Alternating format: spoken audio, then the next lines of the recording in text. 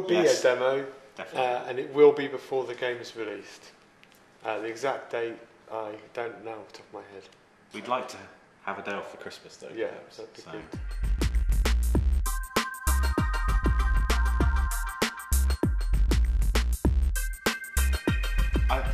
I mean, if you look at Rossi's helmet choices over the year, there was one with a donkey on it. I don't really understand how a duck can be far less immature than a donkey. But there are far more mature helmets to choose from. It's just some play for ones and some aren't. Right, so how far's the customisation can you go though? You can choose different types 25, 30 different helmets, I think it is? Yeah, 25, 30 different helmets, different livery designs and different leather designs. There isn't a livery editor feature like in Forza.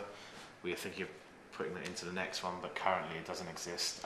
You can choose mix and match your colours though for the design, so there's quite a bit of expression there. And on top of that, in career mode, you can then apply sponsorship decals to the leathers and to the livery. Yeah. So you can make it look pretty individual. The sponsorship is the big part of customising your bike, is stamping your favourite sponsors over your bike and then choosing the livery design that you want.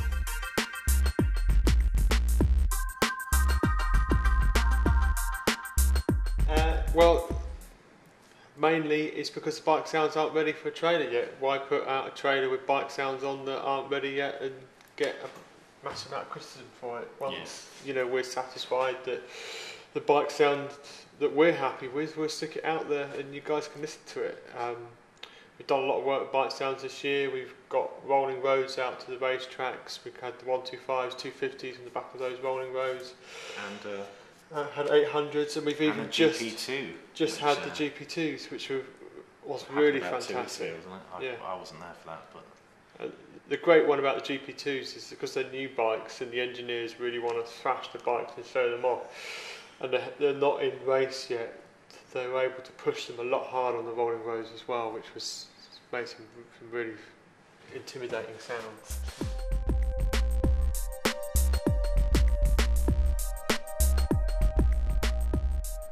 There is a tutorial of sorts in career mode. It doesn't involve riding an 800cc bike. You ride a 250 and learn to get used to that. As we said originally, the classes are a step up in simulation and difficulty, as well as a step up in class. So there isn't just for a tutorial for MotoGP, but you can do time trial on MotoGP bikes immediately to try them out. Yeah, as part of the career mode, we've contextualised the tutorial as a wildcard race at the start of your career, where your mentor basically talks you through the controls of your bike, how to handle it, how to power through the corners, and it's all supported with voiceover as you're racing.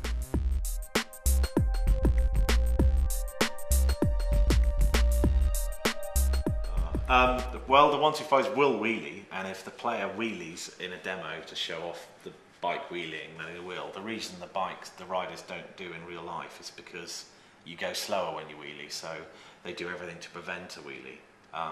Yes. But they will wheelie very, very easily. So the video you watched was just probably the player showing off instead of getting on.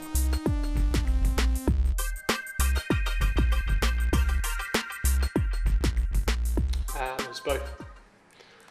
Yep, I'm currently putting the final tweaks to the balancing for the AI, and for those leaked people out there, they are very hardcore on hardcore mode at the moment. They're just ridiculously hard.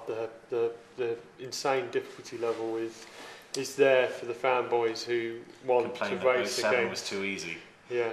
That hopefully they won't complain about this. And it's them racing with the same physics and AI as the player. Yeah. So anyone who comes and complains that they can't beat them because their bike's not fast enough it's not cheating, which is something we're very proud of. Yeah.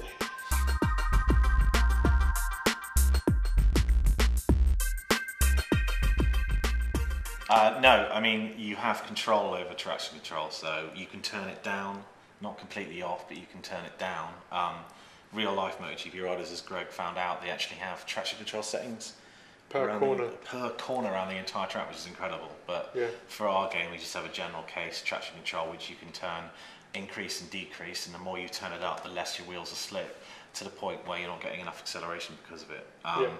But if you turn it down too much, you have to manage that slip more. But it's kind of up to you. It works on the principle that the more the under acceleration the tyre is slipping, it just reduces throttles. The throttle, so you get the acceleration you want. Yeah. But if you want to, burn out or slip up the tyres easier through over gassing it, you wind down the traction control and you get more sliding. So it's customisable there for the player.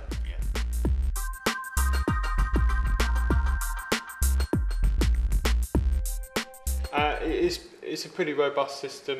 It supports loss of connection, low packet loss and high latency. The bikes, there's a lot of prediction going on, so if packets get lost then the bikes come back into sync, they don't jump, they smoothly interpolate to their correct position, so you don't notice bikes jumping about on the track. And under normal networking conditions, 50 millisecond pings, it's perfectly fine under quite a high number of players.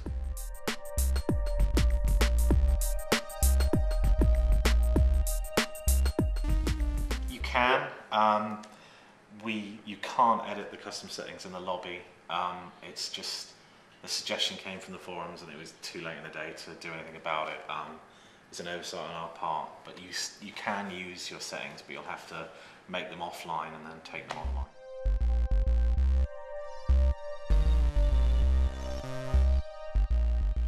Yeah, both forward and full. So. So you can have full collision on, forwards only collision, so if somebody's griefing going backwards, they have no collision, and then you can have collision turned off.